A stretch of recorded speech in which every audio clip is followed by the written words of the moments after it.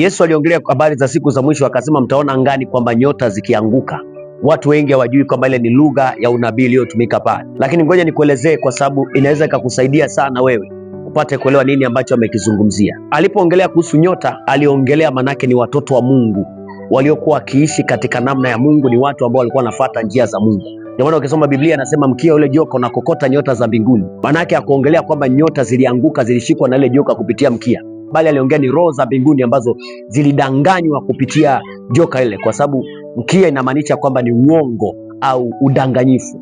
Sasa hii hali inatokea kwenye kanisa na watu wengi, na watu hawashtuki kwamba ni nini kilichopo, kwamba unabii unatimia. Biblia inaposema kwamba nyota za mbinguni zitaanguka, ndio maana hata sasa ina maana kwamba watakatifu wa Mungu watapoteza shauku yao kuhusu mambo ya mbinguni. Yaani shauku yao haitakuwa kwenye mambo ya mbinguni, bali watakuwa ni watu wa kuipenda dunia. Narudia tena, maana yake inamaanisha kwamba watoto wa Mungu hawa watatoka kwenye ile kiu na shauku ya kutafuta mambo ya mbinguni.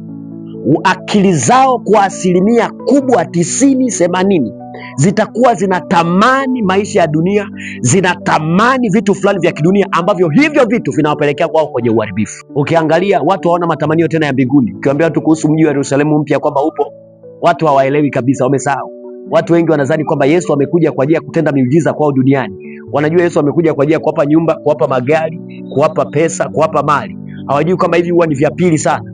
Lakini cha kwanza kabisa, Yesu kaja kutengeneza watu ili wakaurithi mji wa Yerusalemu. Hiyo ndio kitu cha kwanza kilichomfanya Yesu kuja. Wengi wamepoteza shauku ya Mungu, wakaingiwa na shauku nyingine za kutamani mambo ya dunia, vitu vya dunia, mambo ya dunia, na kuanza kufata njia za wamataifa, huku wakijifariji kwamba Mungu yuko kwao. Wamesahau kabisa kwamba wao, Biblia inatafsiri kwamba ni wageni kwenye dunia hii.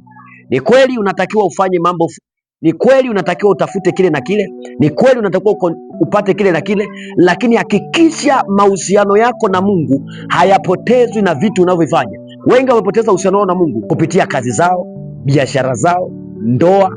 Yaani ni vitu ambavyo vya kidunia vimepoteza mahusiano yao na Mungu, vimepoteza ile shauku yao ya kumtafuta Mungu na kufanya vitu fulani vya kimungu. Ndio hicho kitu ambacho Yesu ameongea kwamba ni moja dalili ya siku za mwisho, kwamba wengi sana ambao walianza vizuri na kuwa na nguvu ya kumtafuta Mungu, nguvu ile itaisha na kupungua, na wengine watakuwa hata kuomba, hata kufunga itakuwa ni mtihani sana. Si ajabu inawezekana wewe unanisikiliza tayari umeshaingia kwenye mtego kama huo. Nikwambie kwamba amka, shtuka. Hizo ni nguvu za giza zinakukandamiza, ujisahau, uende katika hali hiyo, ili unyakuo unapokufikia ukukute hali mbaya sana na ukose nafasi katika mji ule wa Yerusalemu ambao umeandaliwa kwa ajili ya watakatifu.